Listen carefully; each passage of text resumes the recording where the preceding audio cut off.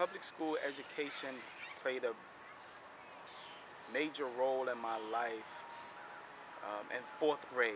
I was at Broadacres Elementary School, pardon self, fifth grade, Broadacres Elementary School, about to go to sixth grade. Mr. Seals had an evaluation session with my grandmother and told my grandmother it's either whether I be on Ritalin or be in special ed, which is learning disability classes. I wasn't learning disabled. I just always turning my homework late and working late and didn't really pay attention.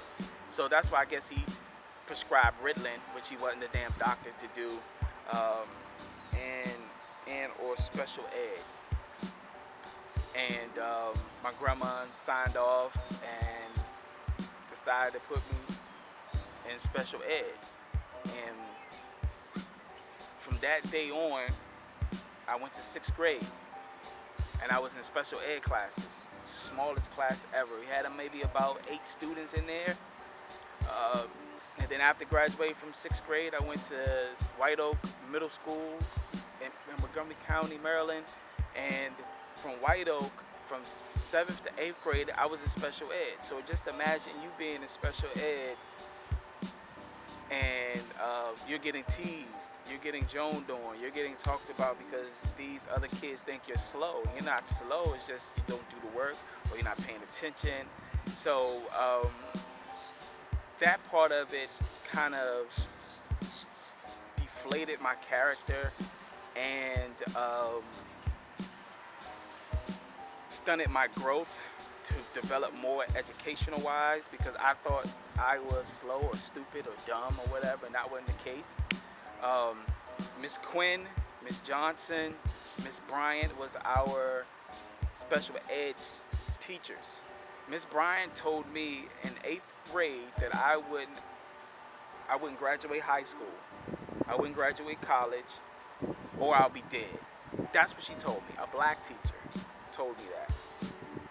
And I like to step back and say in sixth grade I had a wonderful teacher. Her name was Miss Robinson, and she was so loving and so kind to us to let us know that we were special and chosen and had a great thing to do in this world, and we just had to activate that some type of way. So 7th and 8th grade, I ran into Miss Bryan, who told me, hey, you're not going to really amount up to anything.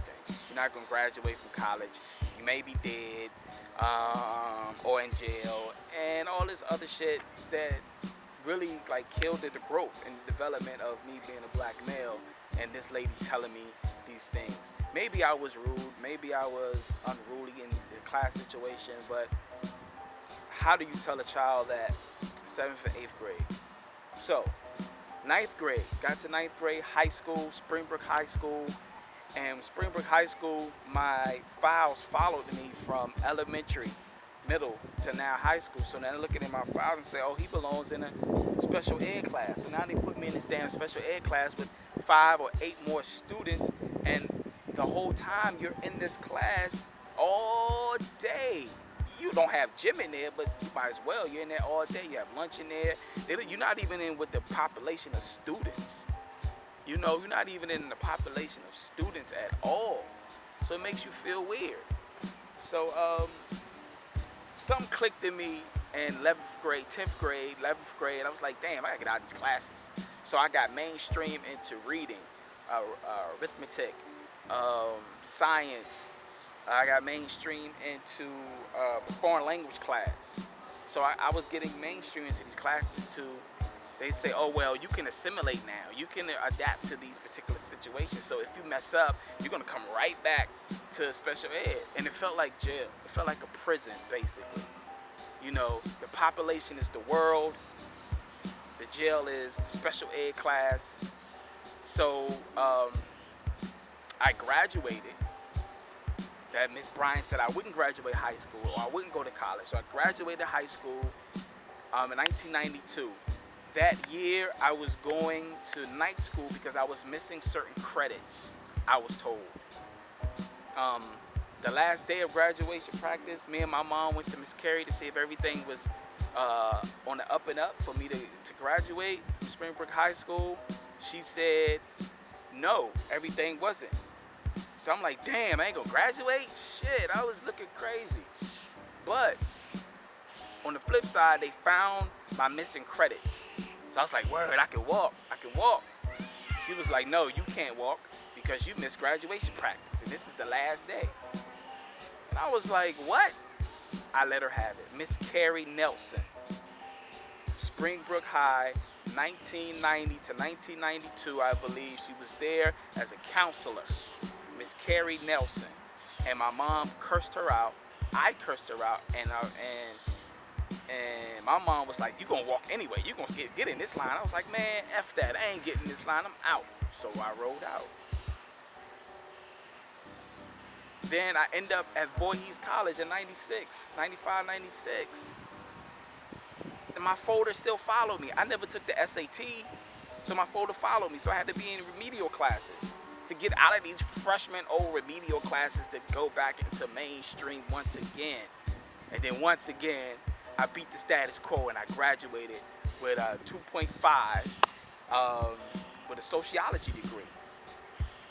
So public school would have been great, and it was a great experience, but dealing with teachers who wasn't in it for your development, just in it because they may have a bad day at home or some crazy stuff, and it really stuns a black man's growth or a young boy's growth or a young child's growth when you tell them these certain things.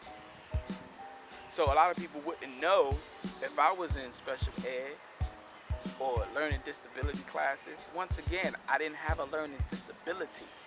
It wasn't mental. It wasn't physical. It was just like I was a boy and I didn't feel like doing the work. And when I did the work, I got a good grade on it, but it was late. So they deduct points. So Mr. Seals, who started it all, and my 5th grade year at Broad Acres, I thought was a racist. The educational system played a major role in my development as a human being. To now get out of Voorhees College, to now continue to educate myself, to continue to learn more and use the knowledge and the wisdom to add them up so people can understand where I'm coming from. And having a sociology degree now just activated more thought process, out of the box thinking. And there was one great teacher that I liked at Voorhees College. It was actually 2 or 3, but this particular one who stood out was Dr. Wong, and he actually opened up more of the box, the Pandora box. So yeah, episode 2, just had to recap it so y'all can know the journey and the educational process. So thanks a lot for tuning in. Respect.